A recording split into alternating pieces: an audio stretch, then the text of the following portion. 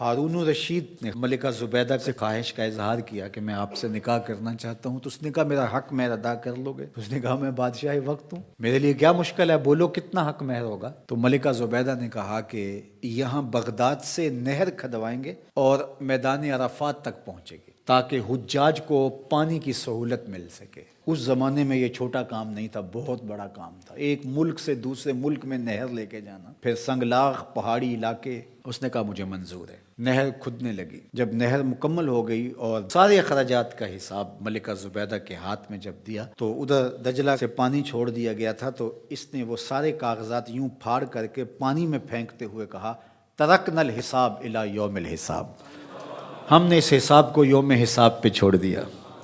اللہ اکبر! آج ہم حساب نہیں کرتے، اللہ بھی ہمارا حساب نہ کرے۔ تو اللہ کی بارگاہ میں جب پیش ہو جاؤ، اس کے راہ میں دو، پھر بے حساب دیا کرو، اللہ ہمارا حساب آسان کر دینا۔ حضور علیہ الصلوۃ والسلام جب اللہ کے حضور دعا مانگتے تھے تو یہ دعا بھی کبھی مانگتے، اللہم حاسبنی حسابا یسیرا۔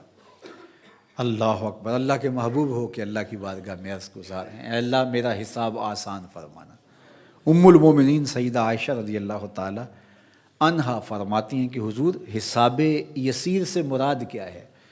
تو آقا کریم نے فرمایا کہ بس اللہ کے حضور پیشی ہوگی، اللہ حساب دیکھے گا اور یوں ہی معاف کر دے گا۔ جس کا پھر حساب شروع ہو گیا فرمایا وہ ہلاک ہو گیا۔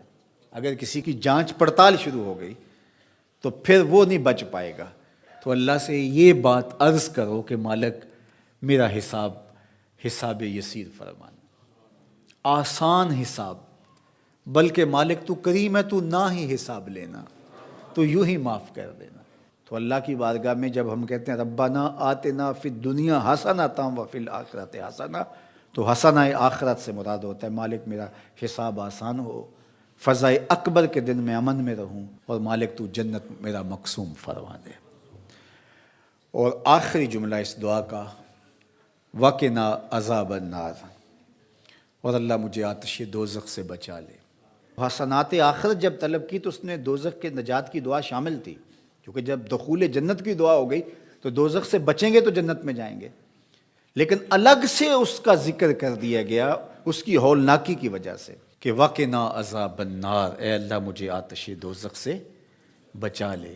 اللہ اکبر! حضور نے ایک دن جبریل امین سے پوچھا مجھے جہنم کے عذابوں کا ذکر سناؤ، تو جبریل امین نے کہا حضور اخف العذاب، سب سے ہلکا عذاب جو جہنم میں جہنمی کو دیا جائے گا وہ یہ ہوگا کہ اس کے پاؤں میں آگ کے جوتے رکھے جائیں گے۔ ویسے تو آگ میں ڈوبے ہوئے ہوں گے، آگ کے کنویں میں پھینک دیے جائیں گے، آگ کے پہاڑ ہیں، ایسی وادیاں ہیں جن سے جہنم بھی ایک دن میں 700 مرتبہ پناہ مانگتی ہے، لیکن سب سے ہلکا عذاب، اخف العذاب، سب سے خفیف ترین عذاب جو جہنمی کو جہنم میں دیا جائے گا، اس کے پاؤں میں آگ کے جوتے رکھے جائیں گے، باقی اس کا آگ میں بدن نہیں ہوگا، یہ سب سے ہلکا عذاب ہوگا۔ لیکن یغلی منہما دماغہ، ان آگ کے جوتوں کی شدت اور حدت اور گرمی اور حرارت اتنی ہوگی کہ اس سے دماغ پگھل کے ناک اور منہ کے راستے سے باہر آنا شروع ہو جائے گا۔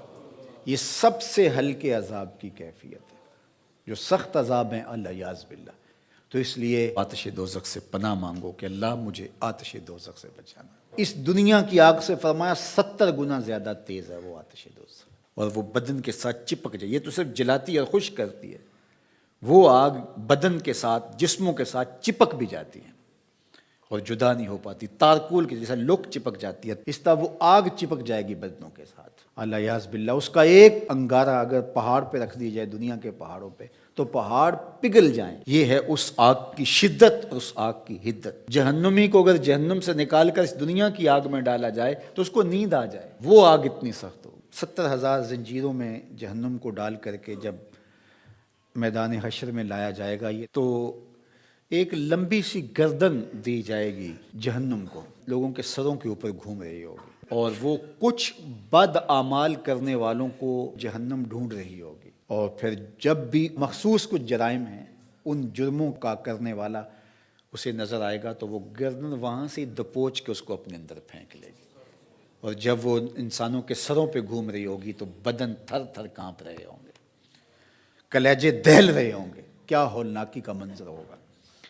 تو اس لیے اللہ کی بارگاہ میں یہ تیسری دعا اس دعا میں شامل کی گئی، وقنا عذاب النار۔ اے اللہ آتش دوزخ سے ہمیں بچانا، اس دن کی سختیوں سے بچانا، اس دن کی مشکلوں سے بچانا۔ آئیے مل کے اللہ کی بارگاہ میں یہ دعا مانگ لیتے ہیں، ربنا آتنا فی الدنیا حسنۃ وفی الآخرۃ حسنۃ وقنا عذاب النار۔